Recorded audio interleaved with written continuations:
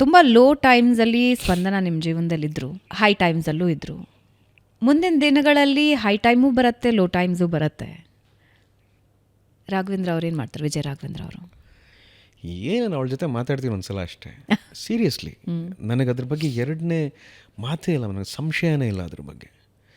ನಾನು ಯಾಕೆ ಈ ಮಾತನ್ನು ಇಷ್ಟು ನಂಬಿಕೆಯಿಂದ ಹೇಳ್ತಿದ್ದೀನಿ ಅಂದರೆ, ಲೈಕ್ ಐ ಸೆಡ್, 16 ವರ್ಷ ನಾವು ಅದ್ಭುತವಾದಂಥ ಜೀವನವನ್ನು ನೋಡಿದ್ದೀವಿ. ಅಂದರೆ incredible to the extreme levels. We have seen the lows, we have seen the highs, we have seen the tears, we have seen the smiles, ಎಲ್ಲವನ್ನೂ ನೋಡಿದ್ದೀವಿ. ಅದರಲ್ಲೇ ನನಗೆ ಜೀವನದ ಫಾರ್ಮುಲಾ ಇದೆ ನನ್ನ ಹತ್ರ.